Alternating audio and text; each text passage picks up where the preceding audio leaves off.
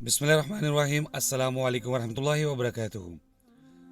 जब बाजमात नमाज के लिए अकामत कही जाती है तो हमारे लोग ज़रा भागने की कोशिश करते हैं ताकि जमात में जल्दी मिला जा सके। और अक्सर क्या होता है कि जब इमाम साहब पहली रकत में दूसरी रकत में क़याम में होते हैं तो हमारे नमाजी भाई वो भागना शुरू कर देते हैं। अगर बड़ी मस्जिद है तो ज़्यादा तेज़ भागते हैं ताकि वो रकत उनको मिल जाए। जी मेरे भाइयों, नमाज के आदाब में है कि आप बावकार तरीके के साथ आराम से चलें। थोड़ा तेज़ चल सकते हैं लेकिन भागा मत करा करें। ज़्यादा से ज़्यादा क्या होगा, आपकी रकत मिस हो जाएगी ना, तो कोई मसला नहीं है, आप आराम से जाके अपनी रकत को पूरा कर लें जो मिस हो जाती है। भागने से क्या होगा कि सांस भी चढ़ेगा और आपका ध्यान भी इधर उधर जा सकता है।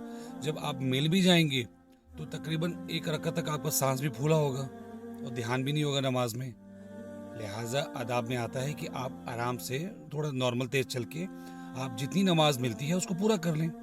जैसा कि आप खाना खा रहे हैं और अगर नमाज खड़ी हो जाती है तो कहा गया बहुत भूख लगी, इतना सा खा लो कि आपकी भूख जो है वो तंग ना करे। ठीक है, या हाजत आपको है वॉशरूम की तो आप हाजत को पूरा करें और पहुंचे मस्जिद में। लेकिन ये जो भाग कर जाना और रकत का फ़ौरन मिल जाना, बस कहीं मिल जाए किसी तरह, कोई फ़ायदा नहीं है। आराम से जाएं, वकार से जाएं। शुक्रिया। अस्सलाम वालेकुम रहमतुल्लाह।